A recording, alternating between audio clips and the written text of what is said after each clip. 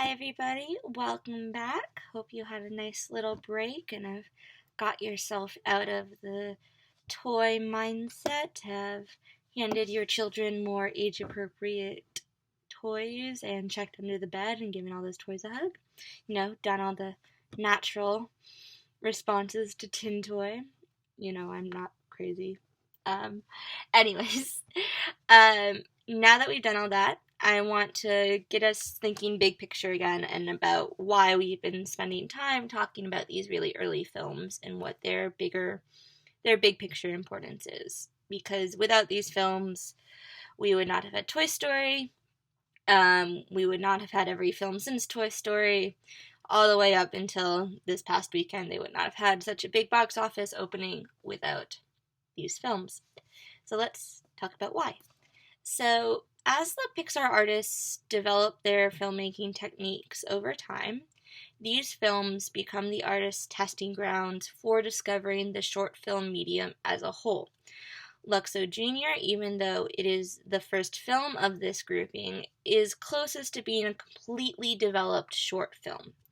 Despite its short length, it tells a fully developed story that carries the audience through three distinct emotions.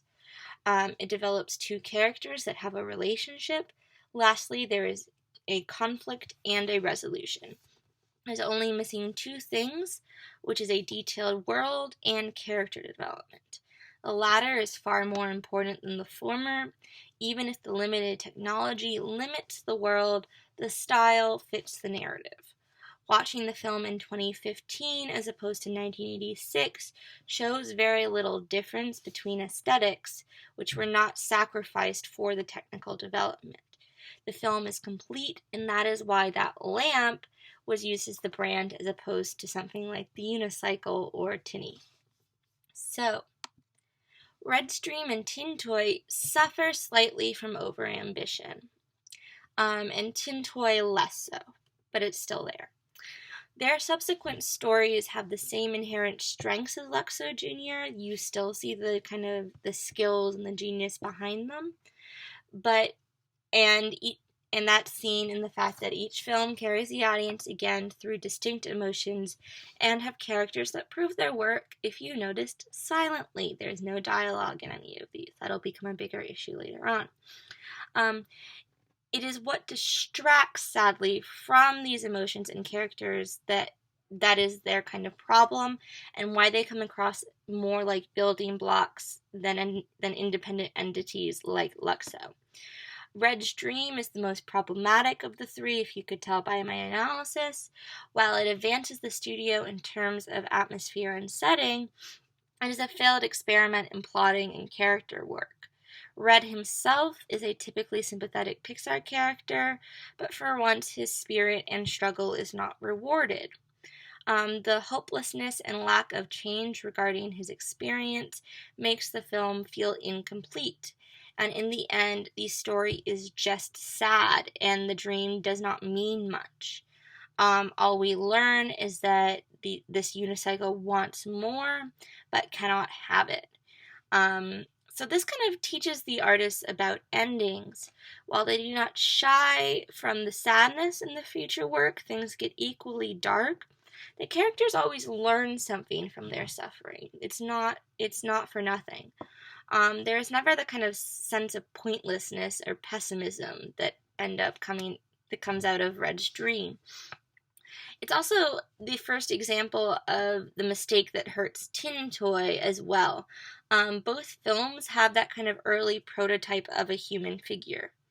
They show how far the studio has to go regarding the generation of humanity, and if Luxo Jr.'s style masked its infant nature in the context of the medium, Lumpy and the Baby put it out there for all to see. The unpolished technology ends up being part of the takeaway from those two films, as opposed to the fully polished emotional work.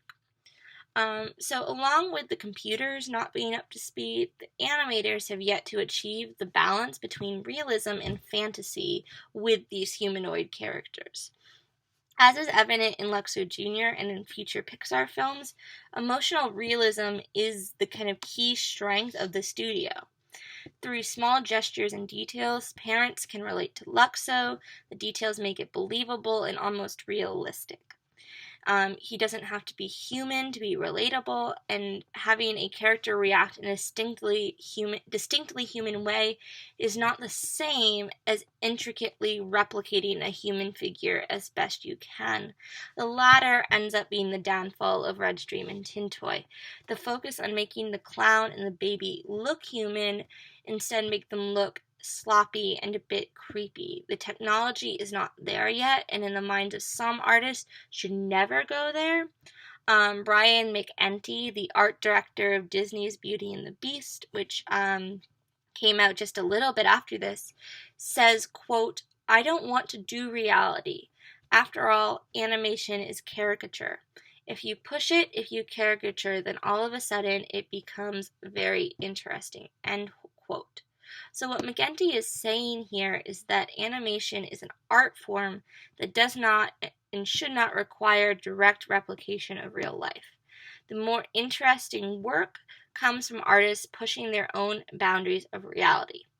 They will fully master this balance with reality in 2013 with the short Blue Umbrella, which I kept referring to before and I will keep referring to.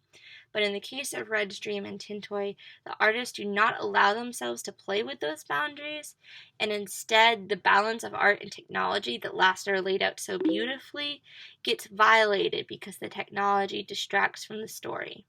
At the end of the film, you want the audience caring about what happens to their favorite characters as opposed to laughing about the creepy, lumpy figures.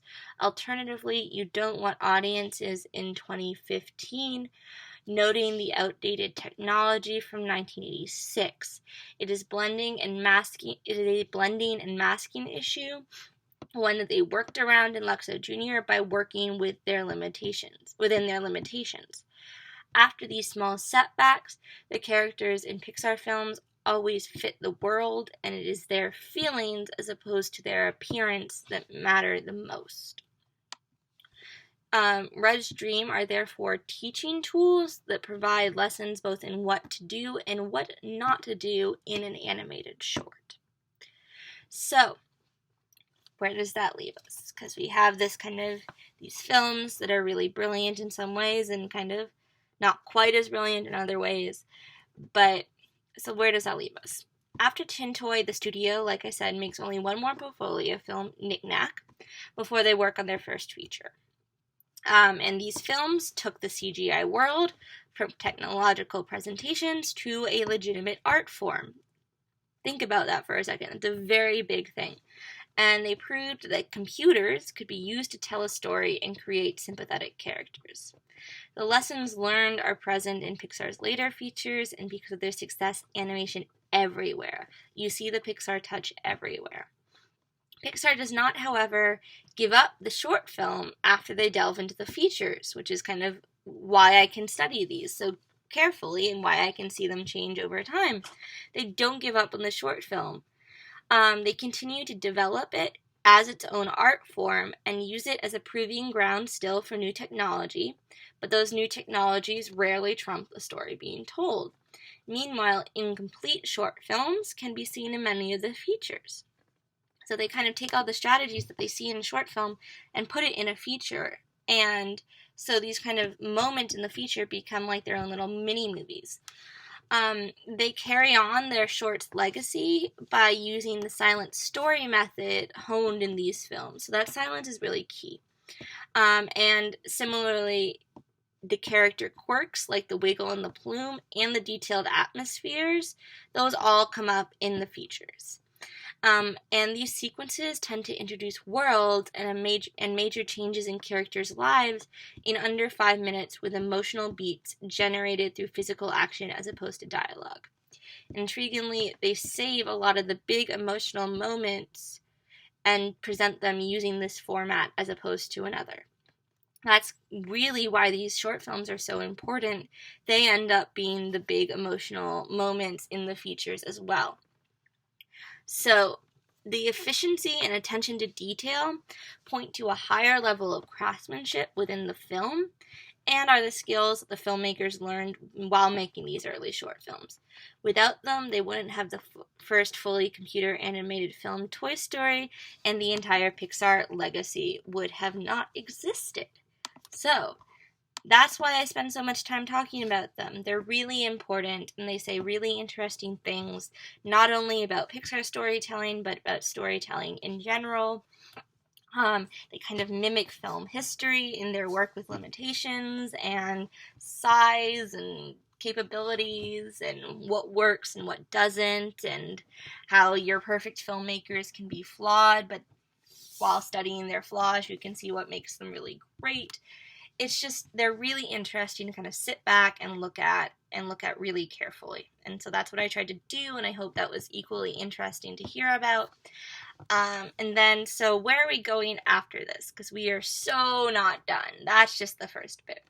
So we're going to talk about comedies next, because comedy is the very kind of traditional comedic short film.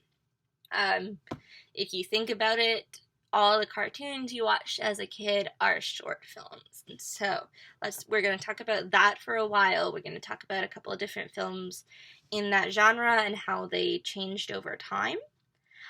Then we're going to move on to films, quote-unquote, with heart, and I'll explain a bit more what that means when we get there, but they're just kind of the more emotional and sentimental in a good way. They're kind of the films that are going to try to make you cry as opposed to make you laugh, but they also kind of go for these really loving storylines, so they're kind of my favorite, which is why I love them. And then lastly, we're going to talk a bit about new technologies, not just figuring out this whole new medium, but like what we can do with that medium once we've mastered it and what they've done recently. And so we're going to talk about 2 films there and how they continue to test the boundaries. That's where we're finally going to talk about Blue Umbrella. So that's where we're going next, and then ultimately we're going to talk a bit about the features and how they use this format in the features.